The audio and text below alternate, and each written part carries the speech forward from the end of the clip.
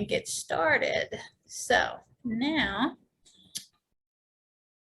all right, so we are going to talk a little bit about our fall or warm season garden prep. Either way, we want to think about that. I'm working on our windows here so that everybody in the room can. Uh-oh. No, I don't want to do that. Okay, so can everybody, I don't want my screen sharing to be paused. What did I do? Oh, there are some user problems here for sure. Anyway, okay, hopefully everybody can see what I can see. If you are not seeing my screen share, then click on chat and let us know right quick. Okay, so that makes, I had to make it a little dark in here for my folks in here watching. So what we're talking about today, okay, so this whole season, this whole year, we've been doing planning sessions, a year in the life of gardening, and every month we've done something interesting, whatever planning part of that is there. So I've got some faces in here tonight that I'm seeing for the first time, so it's good to see y'all. And I'll put those videos up on YouTube for the stuff I've already done. So that's good. Hopefully there'll be something there for everyone. Let's see if we can see. Oh, good. Good. Thanks, Patty. Okay. So we're at that transition now where we are at the point of what do we do with our gardens, right? Now is when we make that assessment, right? We look outside and we're like, what worked, what didn't work? What do I want to keep? What do I want to get rid of? Right now, we're at that place where we literally walk through the garden and go, this is diseasey, this isn't diseasey. Do I want to cut these tomatoes back, or am I going to try to keep them at their full size? Do I want to try to take cuttings from them? What happens? Did I water it enough? Did I not water it too much? You know, did I not water it enough? Was it too much? You know, this is your time where you want to go ahead and look at what you've got going and see how that worked. Now, some of you guys I know in here are accomplished seed savers. Demetrius, you do some seed saving. Some plenty. And so some of us maybe not. I save a few seeds. I save from tomatoes. Lots of people save from squash and things like that. Now is a really good time to save those seeds, but understand that if it's a hybrid, it's not going to come out. It's not going to come true. So I would personally not bother with the resources to save a hybrid seed unless it's a cross you were intentionally making. And the other thing is you want it to be a mature fruit. If you're going to save squash seed, you want it to be a mature to overripe fruit on there. And then you want it to be something that's been far separate enough from everybody else. Either you separate the blooms. That's pretty easy to do with tomatoes. I don't know if you've ever done that before. I never have myself, but it's really pretty easy to cap the tomato blooms because they're wind pollinated for the most part, or even shaker pollinated. They open up basically pollinated. So it's pretty easy to isolate the blooms for those. And then just keep track of where that is, and you can save that fruit and you know that that's good solid true fruit. Or you can do what I do, which is you're over there and you're over there and you're over there, and you make sure it's far enough to do that. Now, if you're talking about carrots and stuff like that, that would be like your neighbor literally carrots have to be about 1.5 miles apart to assure that there has been no seed crossing on there. Wow. So with that, you really need to, most people would cover the plant that they want to have the seed saved from. So it's kind of an interesting thing to do when they've got that going on. But anyway, now is your time in the garden to look at what you want to do. Are you saving fruit? Are you saving seed? Is it diseasey? Did something have too much water or not enough water? You know, where were you on all of that? Planning is really important. Lots of people, myself included, are pretty, you know, fly by the seat of your pants on that, and that is okay. That is perfectly good, and that garden is going to generally grow just fine. But at some point, you may want to plan for what you want to grow. Like if you are gardening for feeding your family or for feeding yourself or for putting up for the future, you're going to want to maximize your space and your time. And that's where planning comes in. Okay, so right now, this transition between your first spring warm season garden and what we're about to go into, that's fall, this is your time to decide what you want to grow. This is your planning time, and based on what you want to grow, that determines what else you're going to do. So do you want to grow more tomatoes? Do you want to grow more squash? Do you need a second warm season garden? You know, do you want to do anything like that? Or hang on, I'm just going to try to tighten that up a little. But so, or maybe you're looking forward to the cool season stuff. You're done, tired of watering in the heat, or maybe there are water restrictions and you're not going to be able to water right now. Because for some people in some areas, water restrictions are going to be a thing. So maybe you're planning to wait until then, and knowing that you can do some things to your soil right now that you might not be able to do later. Okay, what you want to make sure you're doing as you're planning is planning for the right species and variety at the right time, because that increases your success like crazy. Planting the wrong kind of tomato or the right kind of tomato at the wrong time can totally determine whether you've got success for that or not. And since tomatoes are really heavy feeders, that can make a big difference for you. So it's something to think about. All right, first things first, okay, I can't emphasize this enough. Sanitation is so important. I was dealing with that at the class I was teaching this morning. Really, really important to take a minute and take out what is diseasey, it's stressed, it's full of insects. All of that stuff needs to come out, okay? Take a look at it. This tomato that we've got in this picture, it's got blight. That could even be bacterial wilt. But what we do know is that is not going to produce viable fall tomatoes, right? We can look at that and go, there is no point in wasting water on that, right? Plus, potentially that debris from that dead tomato can infect your upcoming garden, right? So it's at this moment that you go, okay, you got to go. And the really diseasey things don't even need to go to the compost pile, right? So that's the kind of stuff that you bag up. This morning, it was cucumber vines that were stressed out like crazy, widening on the top. And the first thing you do when you see that stress and disease, what I do is I look at the back side of the leaves because I want to see what's going on. Like this is what it looks like on top, but what does it look like underneath?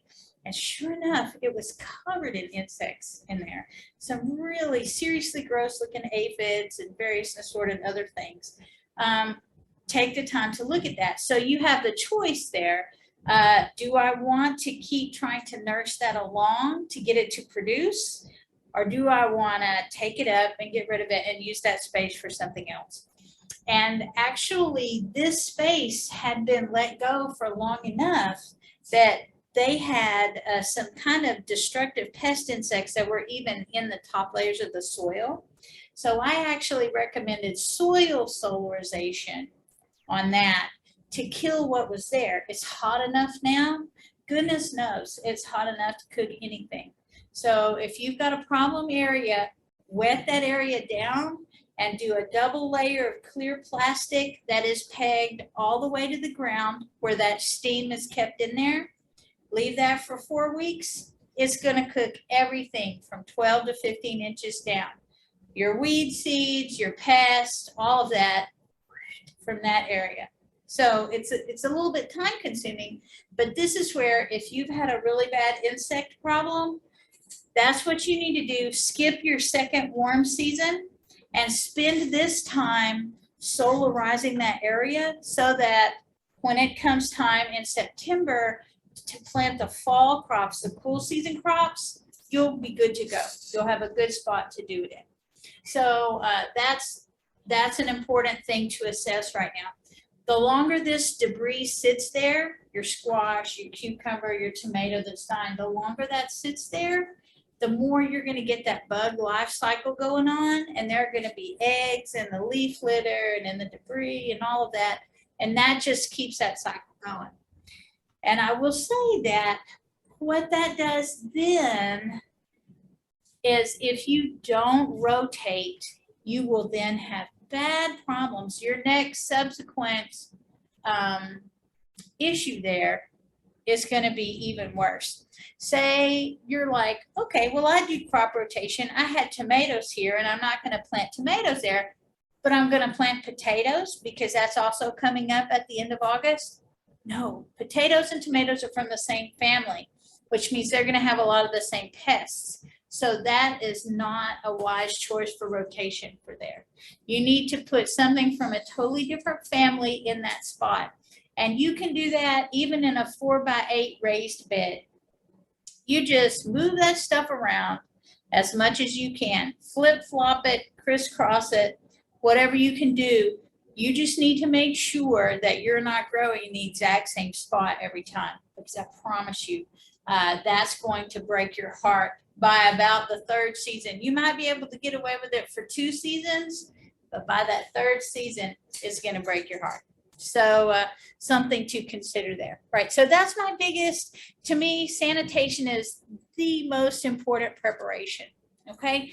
The next thing is doing some soil prep. All right, a lot of people right now are gardening in raised beds and containers. I'm one of those. My yard is heavy clay and cannot tolerate those first spring rains, okay? I've killed many plants trying to garden because clay is not necessarily bad, okay? But I have heavy clay and everything just drowns out there when we have the bad rains. So I plan to raise in containers. Now, right now my containers are all full of tomatoes, okay? And what that means is that either I have to get new soil next season if I want to grow tomatoes in all these containers, or I'm going to have to do something to solarize that soil or something like that so that I can reuse it and that sort of thing. But right now, even in a container, whether it's a raised bed or one of those, 50-gallon lick tubs or whatever, your soil, as the microbes do their job, your soil is going to gradually lose its level, right?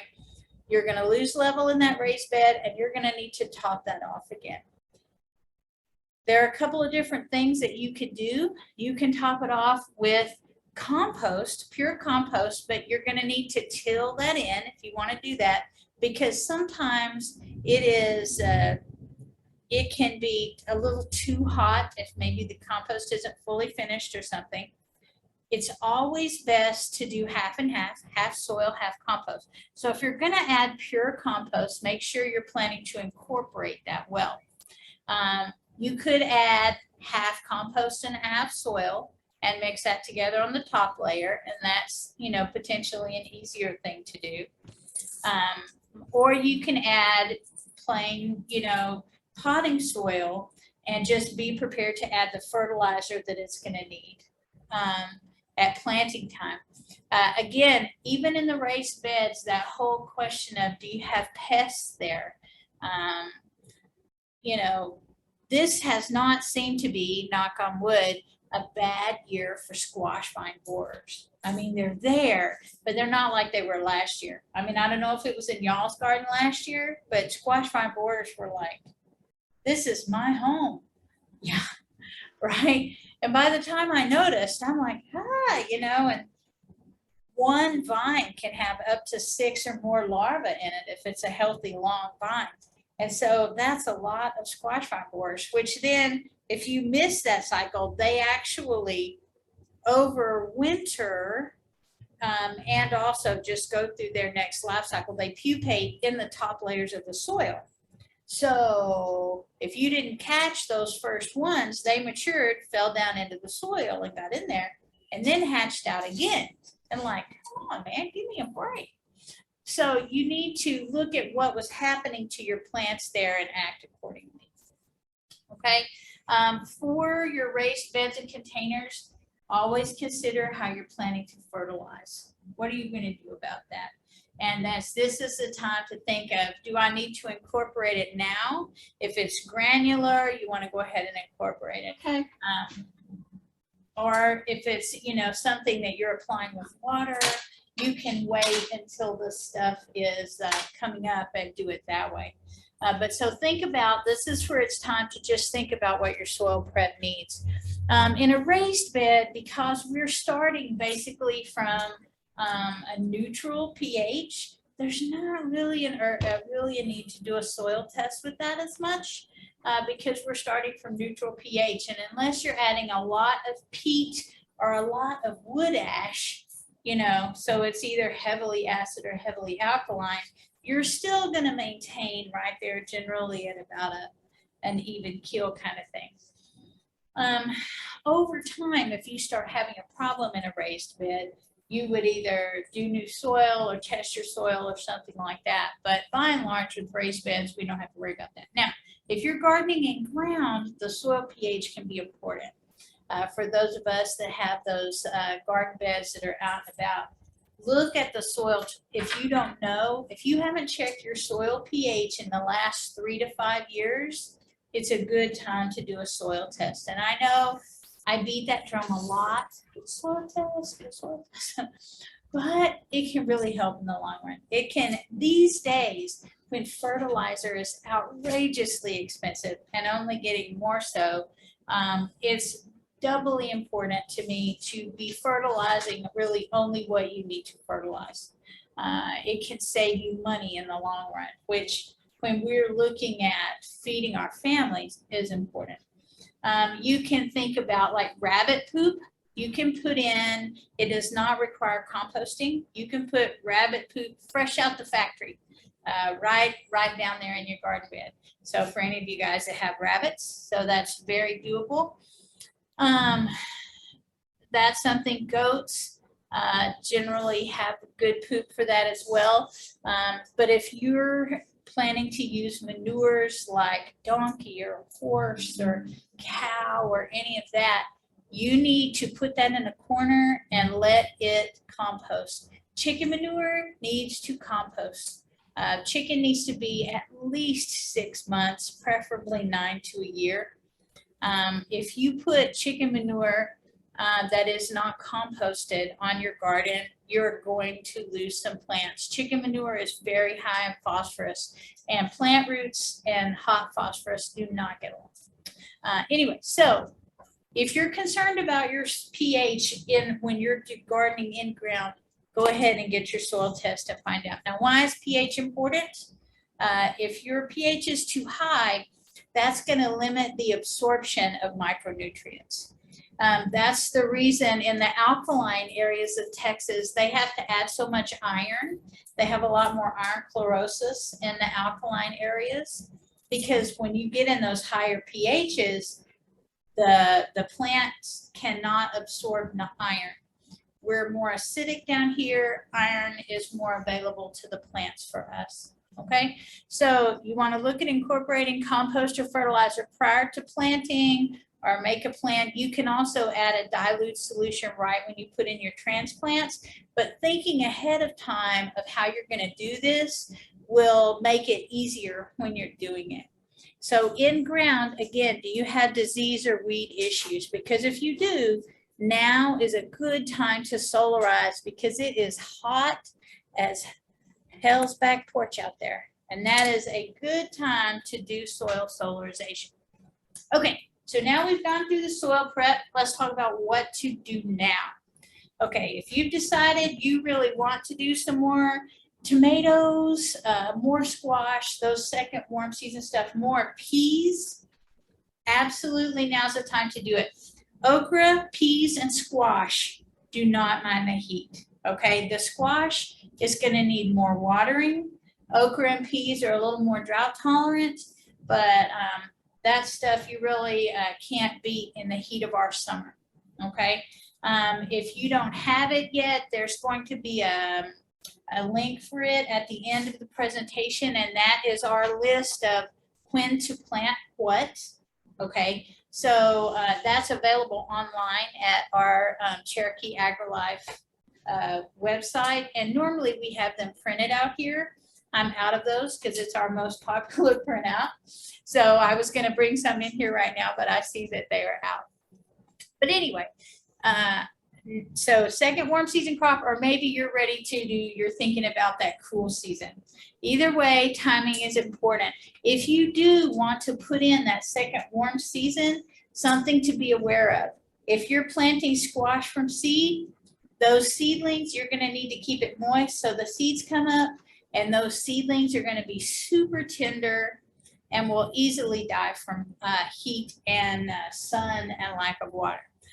The other thing is transplants, because tomatoes and peppers are going to go in from transplants.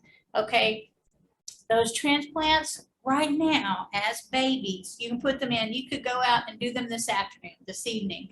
You could stand the heat, and they're going to be okay as long as they're watered in, but they're going to need some shade to get over the shock of being transplanted. So for a few weeks, they're going to need some of that western sun from 2 to 6 p.m. shaded off of them. Okay, not for all the time, just right now to keep them alive. Okay, so in general, right now it's July. You're planting your second crop of tomatoes and peppers. For your tomatoes, this is not the time to grow Kellogg's breakfast. It's not the time to grow Big Zack. Okay, we are not going to get those big boys out of our fall crop. Okay, for tomatoes, you're growing medium and small fruited tomatoes. Those cherries grow like gangbusters. Most of them will still be producing in the heat. Celebrity is a great producer for that second fall crop. It's a decent sized tomato and will just work like a workhorse until it's dead in December from a freeze. Okay, so as long as you didn't have disease issues there, you can do tomatoes and keep what you already had growing. So tomatoes and peppers right now. August, you can put some squash in. At the end of August, like the third week, we have a window for potatoes. If you want to try to do fall potatoes, we got a window for that.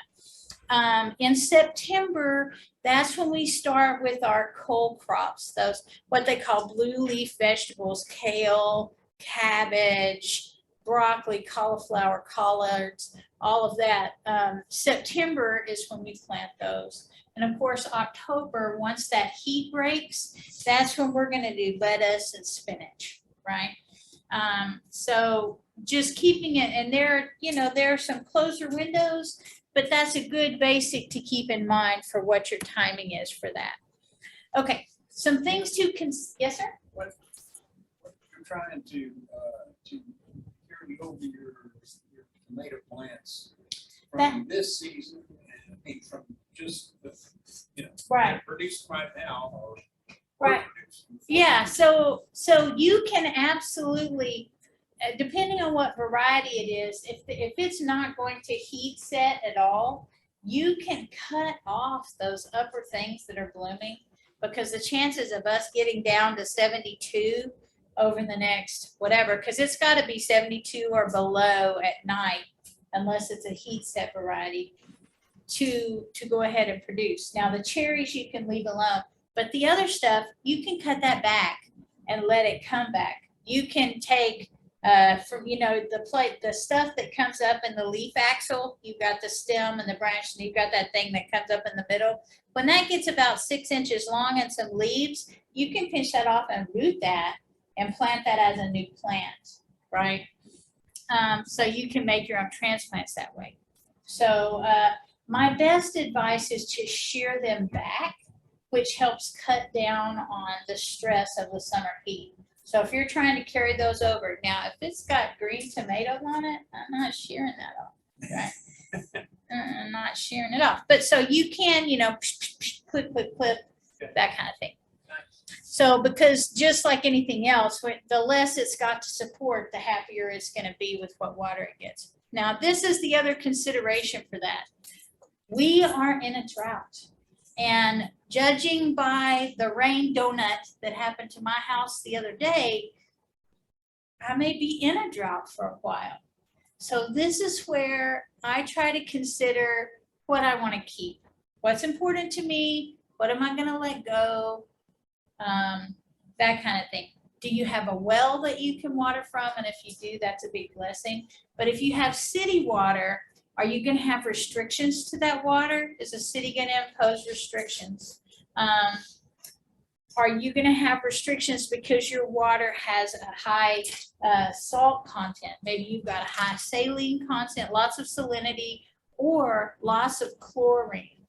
The water where I live can sometimes be like pool water, which you do not want to feed the plants a steady diet of. So with mine, it's basically enough to keep them alive without enough to give them stress, because that chlorine will stunt their growth. They won't be producing anyway. So you look at what you've got. Now, one thing I will tell you, if it's city water and you're worried about chlorine, you want to try to let that sit up. Put it somewhere where it can sit up for 24 hours, and that chlorine will evaporate, and then it'll be better on your plants. Okay, you're going to want to have some small mesh over that to keep the mosquito larvae from getting in there. But that's a good way to turn your city water into better watering. But also, our water bills are terrible, so that's the other consideration. You know, am I taking food out of our budget to water? You know, how does that balance off? And where are you at with that? So that's a consideration to take in mind too. Again, those seeds that you're planting are going to take water to germinate, and they're going to quickly die if they don't have some care. So right now, if you're going to try to do seeds and transplants for this July and August plantings, your shadow is going to be what makes or breaks that. You need to be there at the garden regularly to see what they're doing. Because otherwise, then you're going to show up and go, what happened to all my seedlings? It looks like I didn't plant anything, and it's because they shriveled up and died, you know. And it could potentially only take one day for it to do that. So, you know, again, your transplants are going to need a little bit of afternoon shade. And the other thing that you need to plan for that maybe you're not is you're going to need to plan for supports. If you're planting those tomatoes, or maybe you've got some that are coming along now, if you shear it back, you're going to need to make sure and add supports again and do all of that. So, okay. Some things that are coming up, right? We are going to be specific about the cool season crops and plant selection. That's going to be Monday night, August the 8th. Okay. In September, we're going to be talking about fruit and nut tree care. Okay. In October, we're going to be talking about winter prep, what to have on hand, and how to be prepared for those freezes that will start coming up. Our first average freeze date, is November the 16th. Okay. Now, sometimes we don't have a freeze till the 1st of January. Sometimes we have a freeze the first week of November. It's East Texas. You never know what you're going to get. It's like a box of jalapeno chocolates. Anyway, so those, just like tonight, those are going to be from 6:30 to 7:30, roughly. Those are available via Zoom, all of them. They'll be available in person. They'll be available via Zoom. They will all have this Zoom link, and that's something that I'll make available through events and stuff like that. So every meeting, you'll use that same Zoom link but you would register for the Zoom for each meeting, okay? So there's that, and here is the other thing I wanted to talk about. There is on Aggie Horticulture something called, it's a monthly checklist, okay? July's checklist is out there. You can go to the Aggie Horticulture Facebook page, and the July checklist is going to be one of the first things up there. Dr. Larry Stein goes through that, but it's also just printed, the words are there. So that's there for you to look at. And then here's a link to our planting guide, which if you guys here in the room want one and want to wait just a second after the class, I'll print those out. Like I said, I thought I had some in the hallway, but they've been popular. For you guys listening, you should be able to copy and paste that link from this, okay? And then the other thing I'd like for you to do is take a minute and click that survey, and I'm actually going to paste these things into the chat for y'all. So I'm just going to take a minute. Oops. User difficulties. Okay, we're just going to have to do it the other way. All right, we're going to stop screen sharing and say hi to you guys right quick. And now I'm going to do, this is our planting guide. And nope, that's not what I want. I want to go over here to the chat. And for those of you that don't have it, that is what that is. So that's there in chat. And then let me, just so you will have it, go ahead and do the really, what are you doing? Okay, so on that planting list, whatever you're thinking of planting, it does do spring and fall together.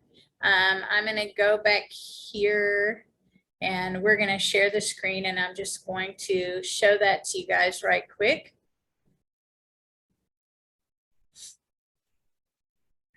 Okay, so this is a planting guide. This is what it looks like.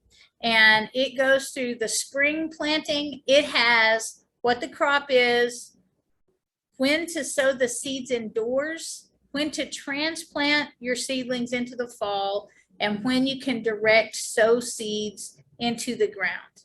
So we're going to scroll right on down here to summer and fall planting. Okay, we see that we can do, so we're doing seeds indoors right now for the cool season crops that we're going to plant out in August, right? So we're doing that right now. You can plant, there are things you can plant out like beans. If you go down to peas, those are all, it goes all through this and tells you your windows for when to plant what, right? Very useful, useful and good stuff. Now there's a wide window for a lot of these things. Spinach can be direct seeded. It can be planted with transplants either way. Is there a specific crop that you guys might have a question about? Since I've got this up right here. Green beans. Green beans. So those are going to be up here. For the beans, you're looking at planting. You can do fall crops of those in July and August, the end of July. So for green beans specifically, you're going to want to push that out a little bit until August so that it's maturing, you know, kind of at the end of our heat for that. But like pinto beans and things like that, you can do warmer season stuff. The green beans in the spring. Uh-huh. When do you plant? Let's scroll. I can't read it from there. So our typical plant date for beans in the spring is the end of March to the end of April. Okay, that's what I thought. Right. So generally. All right. So I love this list. It's a good, useful tool. There are other planting things that AgriLife puts out that'll give you days to harvest and things like that. So this one, I think the biggest question people have for me is, when do I plant that? So that's what I focused on right here.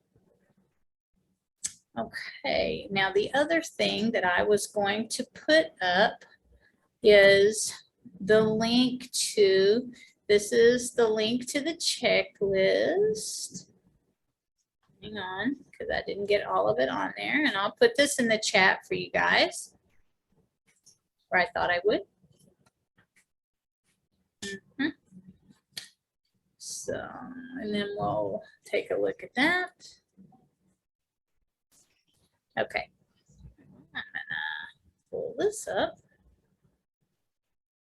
Okay, so this is what our Aggie horticulture checklist looks like.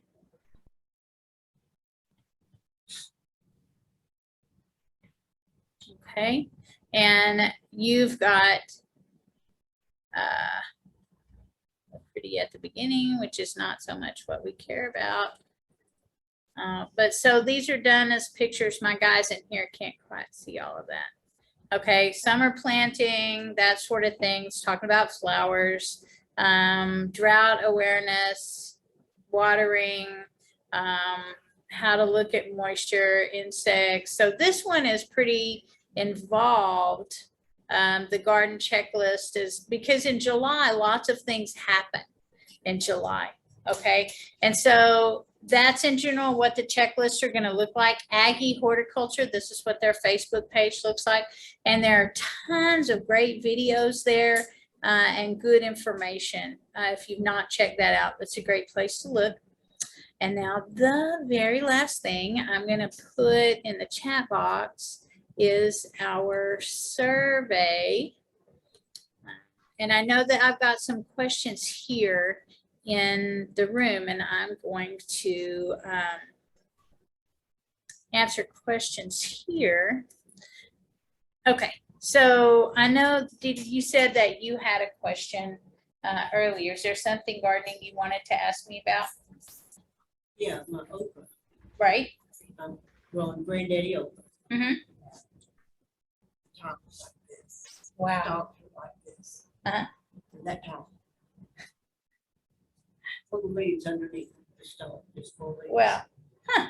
So, did you give them proper nitrogen or compost or something? And compost, and then I chopped off the bed this year with, I mixed in some black cow. Uh-huh. Because I hadn't done it Okay. Because usually when you've got okra that is shorter than you expected it to be, it's that early onset of the heat that we had. Her question, if you guys didn't hear that over there, is why is her okra short? Big bushy tops, little bitty stalk. Anyway, so that is a heat set problem sometimes because just the onset of that strong heat is enough to slow down the growth. You can try popping it with a little bit of nitrogen fertilizer and see if you can get a little more height. But the okra at our garden, our okra is literally this tall. I mean, that heat wave that we had at the end of June is producing. I mean, the good news is it's right there. Mine's not blooming or anything. Yeah. It's full of leaves. How long ago did you plant it? It's been there a hot minute, huh? That's okay. I don't like this stuff. No, that's okay. But so sometimes. But it's my second season.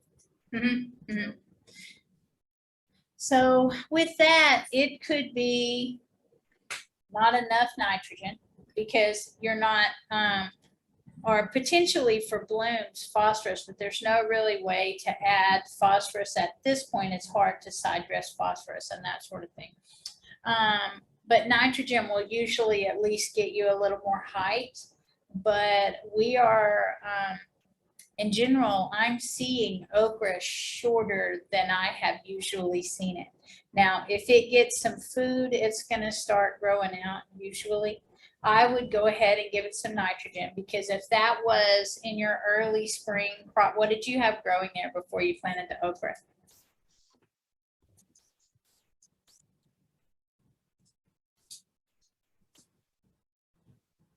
Okay, because it could have been that what you were feeding there was a really heavy feeder, what you were planting there. And so you had a little bit of, corn is a super heavy feeder. So you definitely are having nitrogen deficiency. So you need to pop it with some fertilizer and see if you can get some growth and blooms on there. What if you had onions there? Mhm. You got the onions and then you put your okra in. Mhm. What do you need to do Um, to make these guys jump out of the ground? so did you do any additional fertilizer or anything there? Did not. Okay, so every time, no matter what the crop, unless it's peas that are adding nitrogen back in and that you till the soil back in, any crop that you had there is going to deplete the nitrogen, right? So when you do that second crop, it's going to have more compost or fertilizer or something, okay? Whether it's a starter solution, a dilute liquid starter solution when you put that transplant in, or if you're, when you're putting a band under the seed, when you're planting the seed, something, when you do that next crop, it's going to need something to eat, because that nitrogen, even if it wasn't corn, there's like onions are not traditionally a super heavy feeder, but they are feeders, which means they ate all the night. Either they ate it, either they consumed that, or it went away with what the rainfall and watering has been. So you need some nitrogen to start those new crops off. Okay. Mhm. And aphids. Oh, yeah. How can I treat the aphids naturally without hurting the earthworms and the bees and all? Okay. So first things first, stressed plants are going to get aphids. Okay. If your planting is really super thick, okay, where they're stressed for water and things like that, if they're competing for water and fertilizer and that sort of thing, you're going to have increased stress, which is going to be increased disease and insects, okay? There are some natural things you can try for aphids, but there's the huge problem with that is the temperature, because a lot of what you would try involves like soap, some soap, some water and that sort of thing. And it is super easy in the heat of summer to kill a plant with soap. Okay, it Mine will, haven't died yet. huh? Mine haven't died The yet. plant, well, yeah, but the aphids are still there, right? But I mean, so you can make sure when you're to treat the undersides of the leaves. It could be that you need to make some more space. If they were sown a little bit thickly, you need to go through and make a little space in there, because that helps too. And when you do that, if they are sown really thick, don't just pull them out. Go through and cut tops, because if they're close together, when you pull them out, you're going to disturb the roots of the ones that you're leaving. Okay. What do you hear about the peach crop? Some people have really good peach crops, and some people did not. So it depends on the variety. Second. Yeah, I know, right? So some varieties did really well and some did not. If you had an early onset crop, that last freeze was enough to kill some of your embryos, if not most of them. So, and then we went into drought. So I don't know what kind of supplemental watering you were doing, but we also had early heat, early dry. So if you were you watering? Yeah. Okay, I'm sorry. Let's try it. I'm sorry. So sometimes Mother Nature is just like, we follow all the rules, we do all the things, and it still doesn't work, but that doesn't mean it won't next year. I know you've had some good peaches in there. How are the figs doing? Figs are doing really fine. They completely recovered. Cold, really Excellent. cold weather, and everything's come back. They're huge. Fig crop. Fig crop. Let me know when it's picking time. I'll come by with my bowl. I love fresh figs. I know, right? Mine didn't flip. Uh, My fig tree didn't do with it. So what about you guys? He was asking me about the peach crop. My apologies for not having a microphone to pass around so y'all can hear the questions. Do you guys online have any questions? If you do, feel free to unmute and talk to me about that. Linda, have you, did you have a question you were going to ask? No, not me. No, Okay. I was just curious. no. Nope. Okay, I thought I had heard. Can you hear me? I didn't know if you could. Anyway. Can you actually hear me? Yes, I can hear you now. I can. I have a question. Yes, ma'am. Oh, I don't have a question. So, It's good to hear you. thank you. So You what too. about you guys? Does anybody else have a question? Yeah, from what I believe my memory, green beans, they naturally put nitrogen.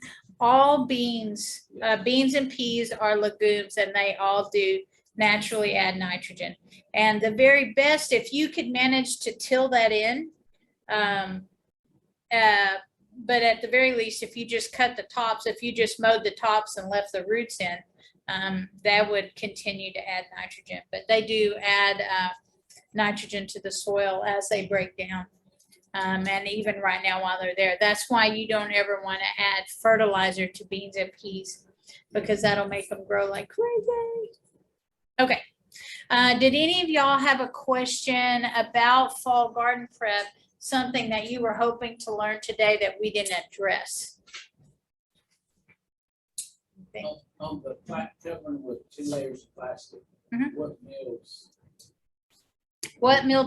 He just asked me what mill the plastic should be, how thick the plastic should be on the 2 layers of plastic.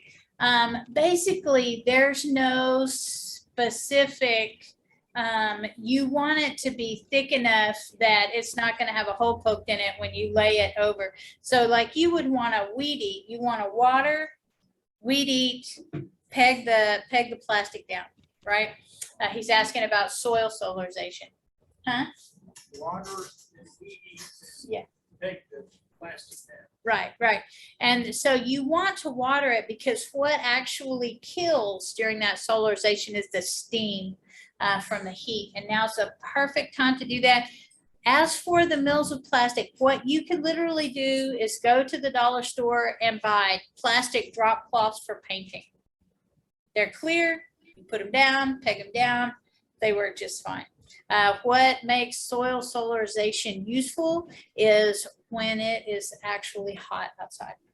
I proved last year that you cannot, even though it feels stupidly hot to me still, in usually November, it's not, the sun isn't intense enough to do that job the way that you want it to do it.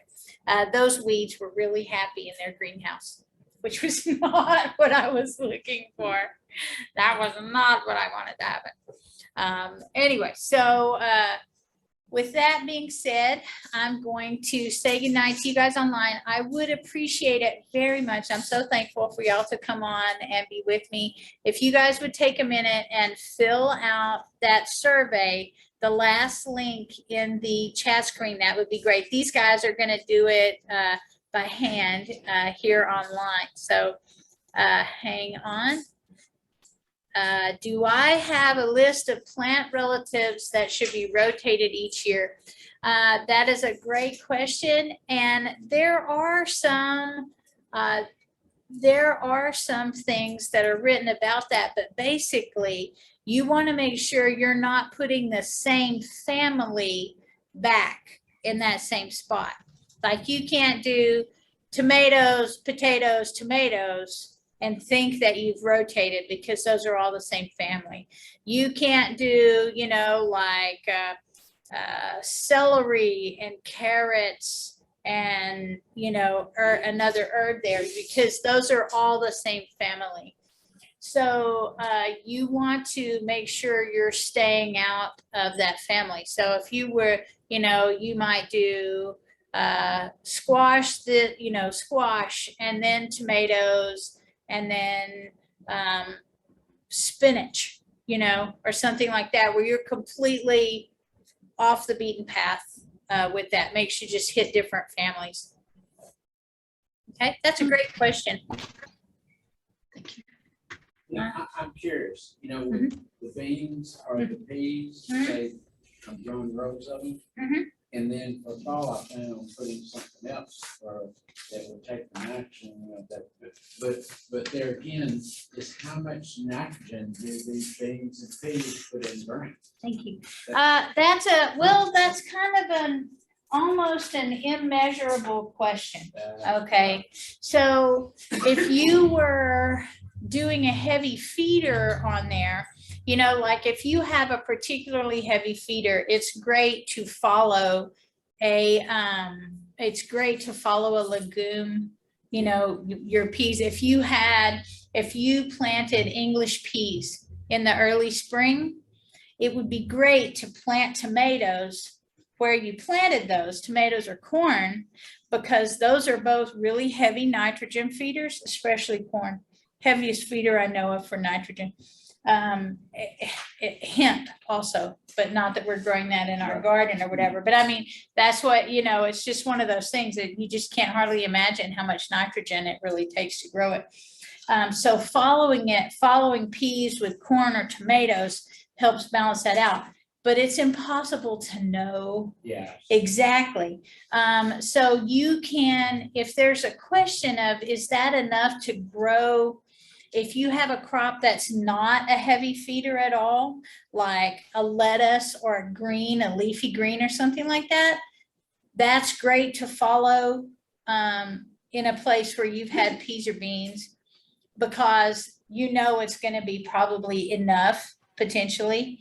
The other thing is you can put a heavy feeder there and just add that what you would normally add for nitrogen, and just know that it's going to be healthy and full. It keeps those from stripping the ground so much.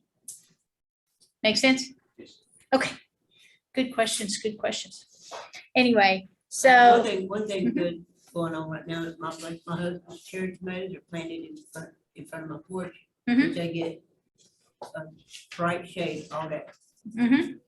They up to the top of the shepherd's hook, all the way down and going across, and he gets at least 25 cherry tomatoes a day. Mhm. So the scary thing is that there would be more tomatoes if it was in full sun. I know. And I can't So- do it, he's on his own. Yeah, so cherry tomatoes will produce in the heat. They'll produce more in direct sun, but they do still produce a little bit in bright shade. So Yeah, they still produce a lot. not all cherry tomatoes are created equally, but people have different flavorings. They have different ones. Is there a cherry tomato that you like?